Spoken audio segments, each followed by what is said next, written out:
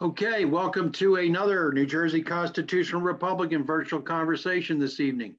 It's my great pleasure and honor to have Mr. Bob Patterson, Republican CD2 Republican congressional candidate with us tonight. Bob, thank you for joining us, and how are you?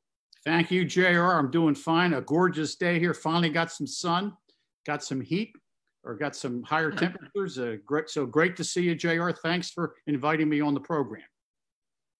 Well, it's great to have you, and I'd like to start the program, Bob, by mentioning that the New Jersey Constitutional Republicans are an equal opportunity provider for all candidates and representatives, regardless of who, what, or where they are. Our purpose is to educate and inform. Anyone is welcome to participate in a New Jersey Constitutional Republicans virtual conversation, which is a new format for us and available to us all. So it's good to have you, Bob, and I want to go over some of the excellent information that you've put out over the years. We have another article that we posted last night on the New Jersey Constitutional Republican group, Facebook group page, and a very fascinating article, well written, and I want to talk a little bit about it and have you describe to the audience what you were writing, and it's called The Henry Ford Paradigm, and it was listed in this was a National Review, was it not, Bob?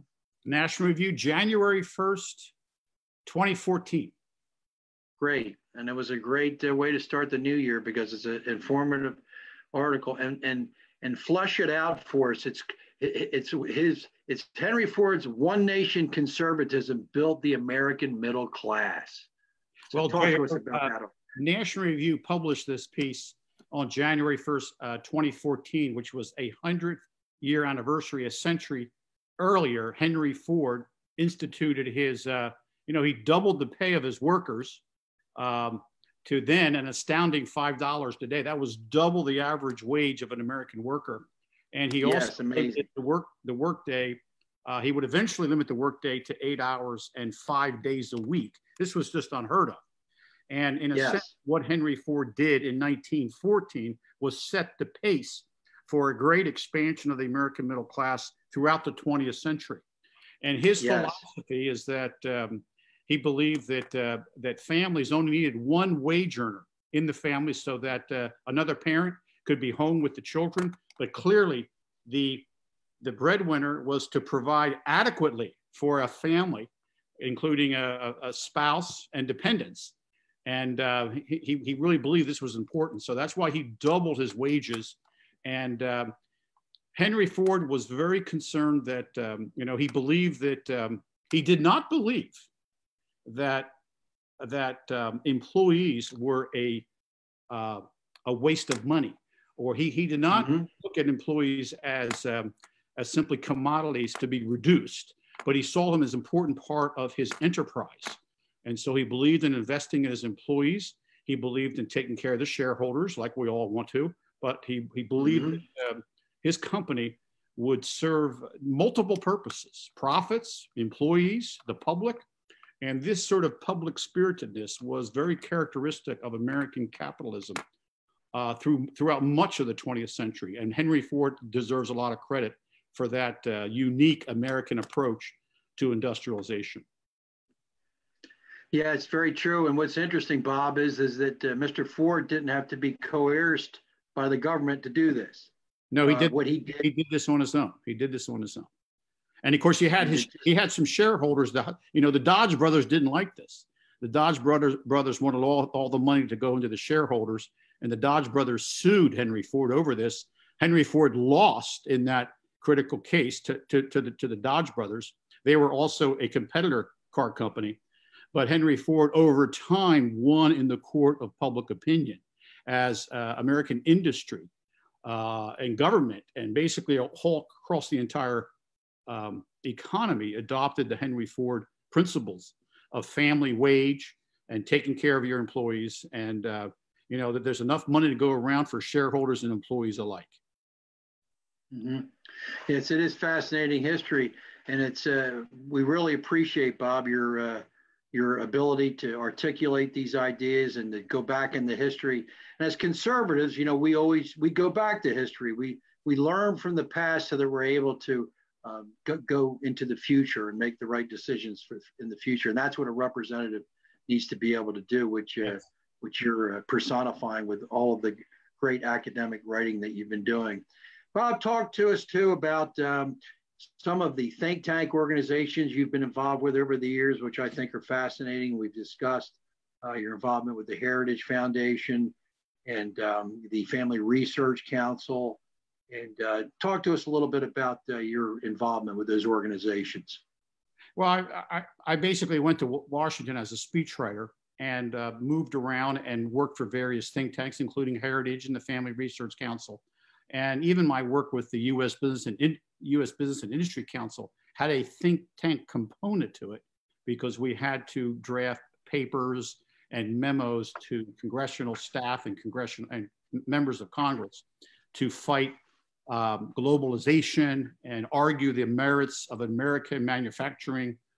So much of my work, both at official think tanks and even with the U.S. Business and Industry Council, attempted to corral an historical argument about American capitalism.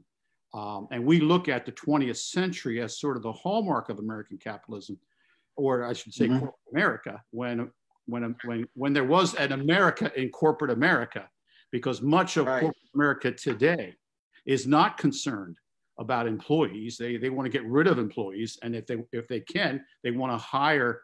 They want to get rid of American employees and hire as many foreign workers as possible through, a manipulation of various visa programs. So we have a lot to learn from the 20th century as we go about, our task here in the 21st. Very good. And you had mentioned that Mr. Ford thought it was very important for the wage earner, the man, to be able to earn enough income to take care of his wife and his family. And talk to us about some of the work you did with the Family Research Council.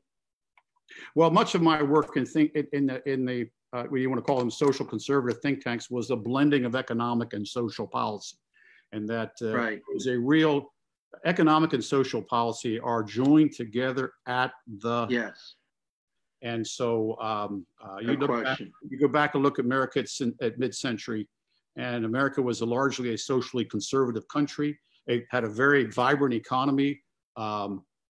Even your blue-collar workers were able to earn the same kind of wages as, say, like an accountant. And so you had this widely shared prosperity in much of mid-century America that owes to its credit what Henry Ford had pushed back in the early part of the 20th century. And of course, Henry Ford was not alone in this. Teddy Roosevelt was a big proponent of this as well. And even overseas in countries like Holland, you had Kuyper, the great prime minister of Holland, Abraham Kuyper, and also Pope Leo XIII wrote about this, and Chesterton wrote about it. So we have a great intellectual tradition behind the American exceptionalism of the 20th century, and we got to feed on that to keep America great and make America great. Right. And Bob, what I wanted to do is to read an article that you and our great friend, Dr. Alan Gelzo, had mentioned to me. And it was written in 1995. It's called Abortion, a Lincolnian Position by George McKenna. And this ties into really, you and I remember the time when social conservatism dominated the Republican Party. And today now we have a libertarian aspect or a fiscal conservative aspect that is apart from the social conservative. And of course, you and I agree that the social conservative is so important. But I want to read this paragraph to you to allow the audience to learn really where the split occurred between social conservatism and the fiscal conservatives, if you will. And it says that it would be hard to find any Republican seriously seeking national office today who would say of abortion what Lincoln said of slavery. The Republican Party think it wrong. We think it is a moral, a social, and a political wrong. Why? Wasn't it the Republicans who first promised to support a human life amendment outlawing abortion? Didn't Ronald Reagan often use his bully pulpit to speak out in behalf of the unborn? Yes, but that was then. In 1980, the Republicans set out to woo those who were later called Reagan Democrats, and one of them was then. In 1980, the Republicans set out, I'm sorry, I got off track. In 1980, the Republicans set out to woo those who would later be called Reagan Democrats. And one of the means was a pro-life plank designed to counter the plank the Democrats had put in their platform 4 years earlier. The wooing worked all too well. Many of the conservative Catholics and evangelical Protestants who streamed into the Republican Party in 1980 were ex-New Dealers, and they retained elements of the old faith that may have cooled toward the welfare state, but they were not opposed to the use of government to promote their social goals. Their primary goal, the outlawing of abortion, would itself involve the use of government. But even beyond that, these new social conservatives, quote unquote, never really shared the Republicans' distrust of an activist government. The Republican leaders thus greeted them warily. These Democrats turned Republicans were seen to be useful during elections, but a nuisance afterward. During the Reagan years, they were given considerable verbal support, which at times greatly helped the pro-life cause, as, for an example, at the United Nations International Conference on Population in Mexico City in 1984, when Ronald Reagan and his officials helped push through a final report stating that, quote, abortion in no way should be promoted as a method of family planning, unquote. Though it never got beyond lip service, during the Bush administration, George H.W. Bush, even lip service faltered as Republican officials decided that their party's big tent, quote unquote, needed to accommodate the pro-choice view. Read my lips, quote unquote, Bush said, but he was talking about no new taxes, quote unquote. Bush's failure to keep his tax promise was a major cause of his Republican leaders took to be a new sign of hope. They figured they could win elections on tax and spend issues as long as they kept their promises, and they didn't need the social issues, quote unquote, people anymore. And that's where it started, Bob. So you say it goes back to the early 90s, you're saying it goes back to the early 90s. This yeah, split. It goes back to George H.W. losing the election in 92, where he talked about read my lips, and the Republicans and the conservatives thought, well, that's the reason we lost the election. It wasn't because of social issues. And that's where the division has taken place. If you remember, Mitt Romney had the same problem in, was that 2012, in the 2012 election. He paid lip service to social issues and kind of pushed a very strong libertarian economic construct that provided tax cuts for the wealthy, but he didn't really concern himself with how do we create jobs. And so this sort of, you want to call it libertarian economics and soft peddling social issues has not served the GOP very well. What has served the GOP is like Ronald Reagan, and also you go back to Richard Nixon, because Richard Nixon was able to build a coalition of Northern Catholics and Southern Protestants that enabled him to win 2 elections in a landslide in '72. And same thing with Ronald Reagan. Ronald Reagan was able to, he was not the libertarian economist that some claim he was. My good friend Henry Olson has written the classic book on this called Ronald Reagan, Working Class Republican, where he lays out that, Ronald Reagan was a former Democrat, eventually, and, basically came to the Republican Party and put forth an economic program that delivered for the middle class, delivered jobs for the middle class, who are largely, embrace social conservative principles. And so, and basically where the Republicans lose, where we lose, is where we adopt this sort of, you want to call it libertarian conservatism and social liberalism. That construct has never worked, and it's not going to work. Right.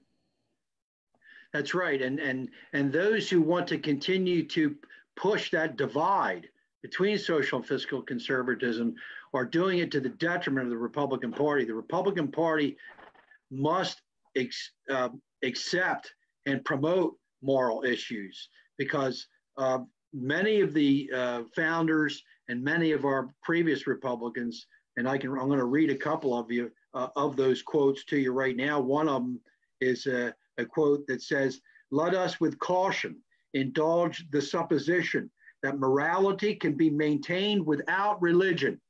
And I've done a study on religion, Bob, as those founders used it, and it was exclusively used for the Christian faith. So let us with caution indulge the supposition that morality can be maintained without religion. Reason and experience both forbid us to expect that national morality can prevail in exclusion of religious principles. And that was said by our first president, the father of our country, George Washington. And this is something that as Republicans, we need to understand, and we need to be proud of, and not try to compromise in trying to get voters. Intuitively, people know how important. The great example is William Weld, the Republican governor of Massachusetts, maybe 20 years ago, maybe more than 20 years, 25 years ago, who he thought he could be cute and be a social liberal and a fiscal conservative. And what happened is he ended up, he was never fiscally conservative. He ended up pushing huge budget increases through the state legislature in Massachusetts. And, he, by the end of his term as governor, he was no better than a Democrat. And, this also parallels John Stuart Mill. John Stuart Mill hated the social conservatives of his day. And he ended up a socialist. So these are the ironies of this nonsense, that we can be fiscally conservative and socially liberal. It just doesn't work. It doesn't fit. It doesn't work. Exactly. And I have one more quote for us, Bob, and that is that, quote, "Intelligence, patriotism, Christianity, and a firm reliance on him who has never yet forsaken this land are still competent to adjust in the best way all our present difficulty."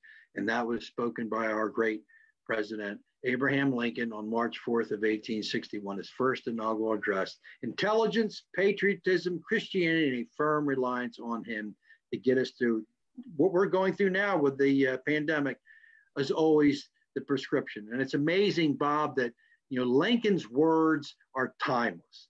They are applicable at every single generation. I mean, we still revere the man for his intelligence, for his humility, for his work ethic, for everything that he was able to accomplish. And he has got to be, once again, we have to look to him and hit the principles that he expounded for the Republican Party to be successful again in representing the people of the United States and New Jersey. And JR, this whole dilemma of the Republican Party, of this misjudging the relationship of social conservatism and economic conservatism, is front and center here in our 2nd district in South Jersey. I'm the conservative Republican candidate running for Congress in the 2nd district. Mr. Jeff Van Drew, a recent convert to the GOP, is also running. And Mr. Van Drew is a social liberal. He has a 100% rating from Planned Parenthood. He just got that rating 2 weeks ago for his 2020 votes. So I don't know any other Republican in the country that has a 100% Planned Parenthood rating. So he might be considered a Republican who's trying to be a social liberal. And also, of course, he's trying now to say he's an economic conservative as well. And that construct is a very weak construct. I'm, on the other hand, am rooted in the Republican American tradition that goes back to Abraham Lincoln, that was mediated by Teddy Roosevelt, by Coolidge, by Eisenhower, Nixon, and Reagan. I am a pro-life conservative, 100%. I've been endorsed by the New Jersey Right to Life. The New Jersey Right to Life says I am the only pro-life candidate in this race. And so I understand these nuances of policy and politics. No doubt about it. This is a clear-cut division between, clear-cut choice between a conservative Republican And a liberal Republican, sort of in the mold of William Weld, is Jeff Van Drew. And the voters in our district have a choice to make on July 7th. And they are perfectly entitled to choose Jeff Van Drew. He's perfectly entitled to his liberal social positions. But if we want a socially conservative and true Republican heir in this seat, they can choose to pick Bob Patterson. Right, Bob, I think it's very important to inform the audience and inform people that when we talk about morality, and when people say, well, you can't legislate morality. Well, the fact is the 10 Commandments are legislated morality. When we pass laws, they are forms of legislating morality. And but what people need to realize is that even though that we may be Christian and we believe in the Bible and we believe Christ as our Savior, we don't believe in pushing that down other people's. We don't believe in imposing our views on others. If someone wants to be an atheist, they are perfectly at liberty to be so. If someone wants to be whatever denomination or whatever faith, and that was the brilliance of what William Penn did in Pennsylvania with the Commonwealth and the freedom of conscience movement, where all the different denominations, and this is how our country started, Bob, with all the different denominations actually founding the states originally in those colonies and migrating to one another. So when we talk about social conservatism, we're not saying that we want to impose our views on other people. That's up to every single individual to make up his mind. And that's the beauty of our nation.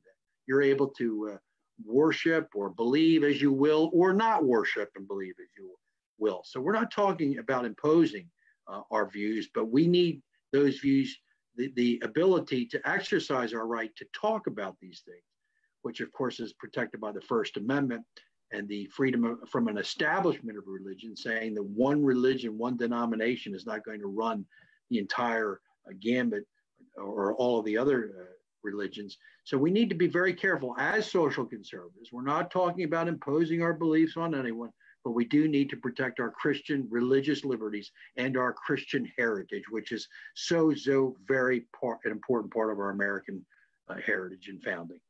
Well, and essentially what you're saying, JR, it's not that social conservatives are not imposing an ideology or a religion on the people. We're looking at tested social norms that have proven themselves in history in America, norms that are good for children, good for women, good for men, good for society, good for the economy.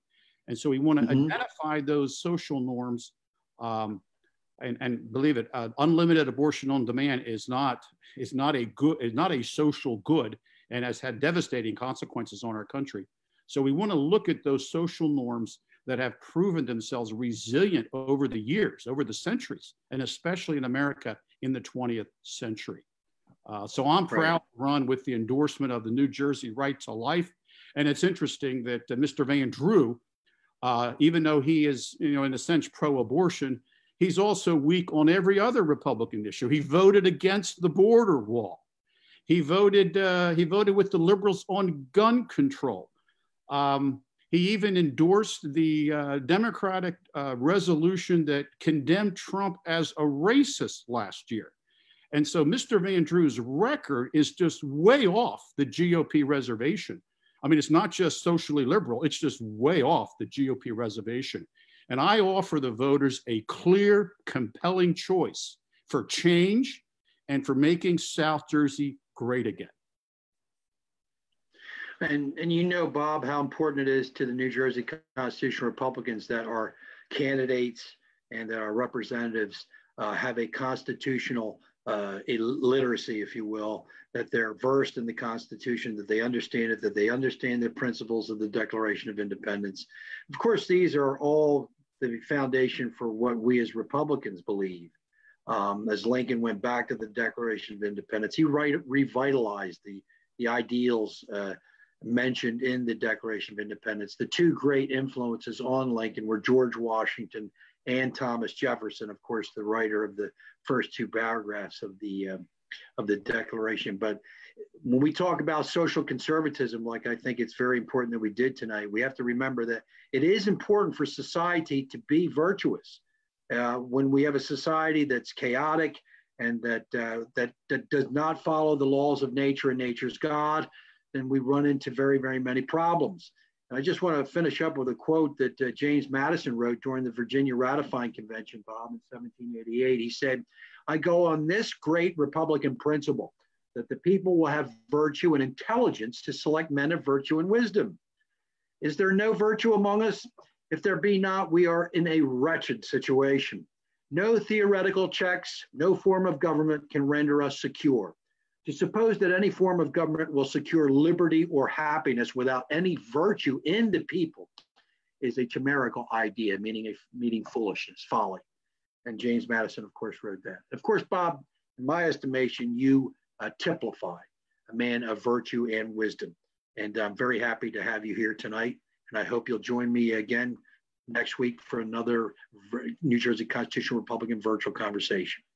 JR, thank you for having me. If I can just give a quick note to your viewers that if they want, if they're interested in my campaign, they can go to my website, bobpattersonforcongress.com, bobpattersonforcongress.com. They can volunteer on that website. They can send a note to me if they want to volunteer. And if they want to contribute, every gift helps us get our conservative message out and show the voters that we have a choice this year in the 2nd District of New Jersey. We have a choice to make South Jersey great again. Thank you so much, JR.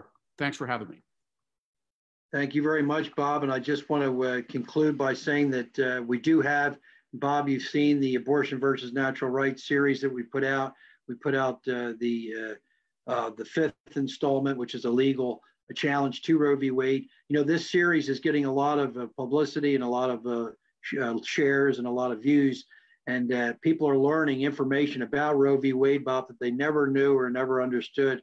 And I think it's going to continue to galvanize in its accelerating the fact that the Republican platform needs to include that as Abraham Lincoln said that Dred Scott was an erroneous decision.